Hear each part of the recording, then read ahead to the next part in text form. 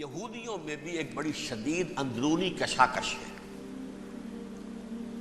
جیسے ہم مسلمانوں میں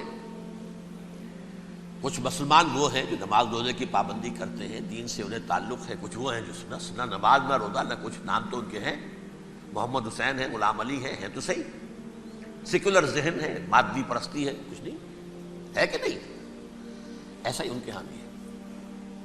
اصل یہودی جو ہے، عملی یہودی، اس کی شکل آپ نے اگر کبھی دیکھی ہو، اس کے سر کے اوپر اونچا ہیٹ ہوتا ہے کالا، ان کی زلفیں لمبی لمبی ہوتی ہیں، خاص طور پر یہ جو ہے گلپٹی کے بال، یہ قلمے جو ہیں یہ تو لا کے چھلے بنا کر بڑا خوبصورت سا جو ہے وہ ہار بناتے ہیں. لمبا کالا کوٹ پہنا ہوتا ہے، لمبی داڑھی ہوتی ہے. یہی وجہ ہے کہ مسلمانوں میں بھی مصر میں جس کی لمبی داڑھی ہوتی تھی، اب کچھ حالات شاید بدل گئے، وہ سمجھتے تھے یہ یہودی ہے، یعنی لمبی داڑھی یہودی رکھتا تھا، مسلمان نہیں. مسلمان تو عرب صرف ٹوکن داڑھی رکھتے ہیں یا شیو کرتے ہیں، یا سعودیوں کی طرح صرف کوئی نشان چھوڑتے ہیں. اللہ اللہ خیر سکتا. لمبی داڑھی شعار جو ہے یہودیوں کا ہے.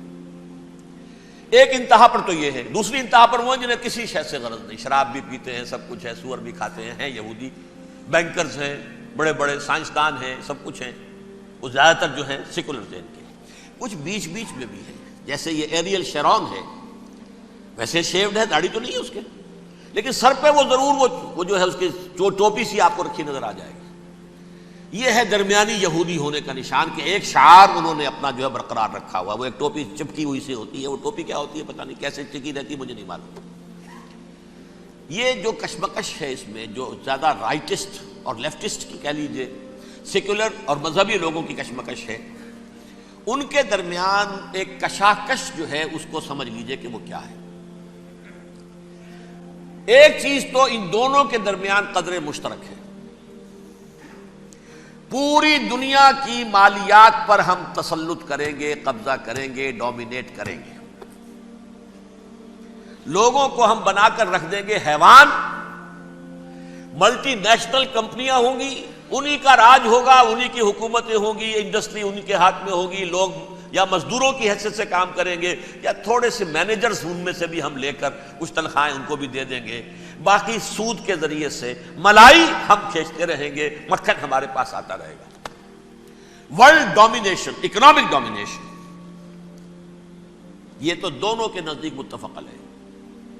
سیکولر بھی چاہتے ہیں اور جو مذہبی یہودی وہ بھی چاہتے ہیں. اس کے بعد ایک اختلاف ہے. مذہبی یہودی یہ کہتا ہے ہمیں گریٹر اسرائیل بنانا ہے، اور گریٹر اسرائیل وہ سارے علاقے ہیں جو ان کی تاریخ میں اسرائیل سلطنت کا حصہ رہے ہیں. حضرت یوسف کے زمانے میں یہودی جا کر آباد ہوئے مصر میں، جو ڈیلٹا کا علاقہ ہے، زرخیز ترین علاقہ جو ہے، جوشن کا علاقہ، وہ کہتے ہیں وہ ہمارا ہے، کئی سو برس ہمارے ہیں. سرائے سینا ہمارا ہے، اس میں کوہ طور ہے جس پہ حضرت موسیٰ کا ہم کلام ہوئے اللہ سے، تورات ملی. اس میں 40 برس تک ہم بھٹکتے پھرے ہیں. صحرائے تی ہے یہ، یتیہون فی الارض 40 سنہ. پھر فلسطین تو خیر ہماری جدی پشتی جائیداد ہے، جاگیر ہے. پھر یہ عرب جو ہے یہ بھی مدینے تک ہمارا ہے، مدینے سمیت. ہمارے قبیلے وہاں تھے جہاں سے نکالا مسلمانوں نے. پورا عراق ہمارا ہے، پورا شام ہمارا ہے، اور ترکی کا بھی ایک علاقہ ہے ابتدائی مشرقی جنوبی، وہ بھی ہمارا ہے. یہ ہے گریٹر اسرائیل کا نقشہ، یہ ہم نے بنانا ہے. جبکہ جو سیکولر ذہن کے لوگ کہتے ہیں کیا کرو گے اس کو بنا کے، اس میں جو عرب ہیں وہ تم سے لڑتے رہیں گے، تم انہیں مارو گے وہ تمہیں ماریں گے. اگر تم 10 مارو گے تو ایک تو وہ بھی ماریں گے نا تمہارا. ٹھیک ہے، فائدہ کیا ہے؟ اس کی بجائے ہم یہ کرتے ہیں کہ عرب اور اسرائیل مل کر، کزنز ہیں نا آپس میں. آپ کو معلوم ہے بل کلنٹن نے یہ الفاظ کہے تھے جب اسحاق ریبن سے معانقہ کرایا تھا شاہ حسین مرحوم کا، تو کیا کہا؟ You are cousins. Hazrat Ibrahim کے 2 بیٹوں سے نسل ہے نا، حضرت اسماعیل سے عرب ہے، حضور ہے، اور حضرت اسحاق سے یہ بنی اسرائیل ہے، کزنز ہے. You are cousins. تو ہم کزنز مل کر ایک اکنامک یونٹ بناتے ہیں، جیسے ایشیا پیسیفک ایک یونٹ بن گیا ہے، آسیان ایک یونٹ بن گیا ہے، وغیرہ وغیرہ. پورا یورپ ایک یونٹ بن گیا ہے، ایک کرنسی بن گئی ہے. ہم اس پورے علاقے کو ایک اکنامک یونٹ بناتے ہیں. پیسہ اربوں کا ہوگا، ان کے پاس بہت دولت ہے. تیل ان کا ہوگا، بہت تیل ہے ان کے پاس، مزدور ان کے ہوں گے، بڑی تعداد ہے ان کی، مینجمنٹ ہماری ہوگی، ٹیکنیکل نو ہاؤ ہمارا ہوگا، سائنسدان ہم ہوں گے، ملائی ہم کھاتے رہیں گے، چھاچھ ان کو دیتے رہیں گے۔ تو ہمیں آم کھانے ہیں، پیڑ گننے کی کیا ضرورت ہے؟ خام خواہ ان کی دشمنی مول لیں، زیادہ دشمنی بڑھائیں، یہ اس چھوٹے سے اسرائیل کو تسلیم نہیں کرتے، ہم گریٹر اسرائیل کو کیسے تسلیم کر لیں گے؟ یہ لہذا اس خیال کو دل سے نکالو۔ یہ اختلاف ہو گیا نمبر 1، بہت بڑا اختلاف۔ لیکن نمبر 2، اس اختلاف میں اتفاق یہ پیدا کیا گیا، یہاں ایک بات ہم آپ کی مانتے ہیں، ہم کسی بھی پیس پروسیس میں جروشلم نہیں دیں گے ان کو، عربوں کو، یہ انڈیوائیڈڈ دارالخلافہ رہے گا اسرائیل کا۔ اور نمبر 2، مسجد اقصیٰ اور قبۃ الصخرہ کو گرا کر تھرڈ ٹیمپل بنائیں گے۔ یہ مذہبی یہودیوں کو اتنی رشوت اگر وہ نہ دیں تو وہ ان کے ساتھ کام کرنے کو تیار ہی نہیں ہے سر۔ یہ پورا پس منظر سمجھ لیجئے، اصل میں بٹوین دی لائنز سمجھے بغیر یہ خبریں جو آپ پڑھتے ہیں۔ ادھر امریکہ کا معاملہ کیا ہے؟ ایک طرف وہ پشت پناہ ہے، حمایتی ہے، پروٹیکٹر ہے، محافظ ہے اسرائیل کا۔ اسرائیل امریکہ ہی کی آؤٹ پوسٹ سمجھ لیجئے، اسی کی ایک ریاست سمجھ لیجئے۔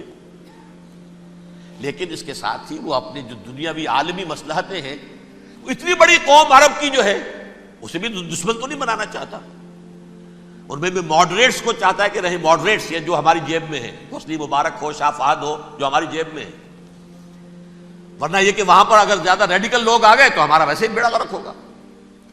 لہذا وہ جبر کرتے رہے ان پر کہ صلح کرو کوئی نہ کوئی۔ یہ صلح کے لیے دباؤ امریکہ کا ہے، اسرائیل نہیں چاہتا صلح، دباؤ ہے امریکہ کا۔ اب میں آپ کو یاد دلاتا ہوں، خلیج کی جنگ ختم ہوئی، بش، یہ باپ اس کا جو اب ہے بش، اس کا بڑا بش جو ہے سینئر، اس کی پاپولیرٹی ریشو جو ہے 89% تھی اس وقت امریکہ کے اندر، اس نے اتنی بڑی جنگ فتح کی تھی اور چند امریکی مرے صرف۔ لیکن اس نے ایک موقف اختیار کیا یہود کے خلاف۔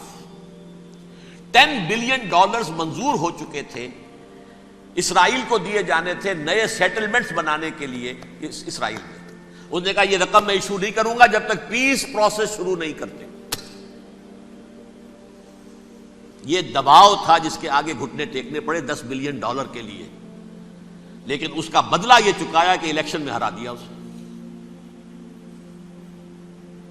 حالانکہ وہ ہیرو، فاتح، خلیج کی جنگ کا فاتح، 89% ریٹنگ، الیکشن میں 0، دباؤ تھا۔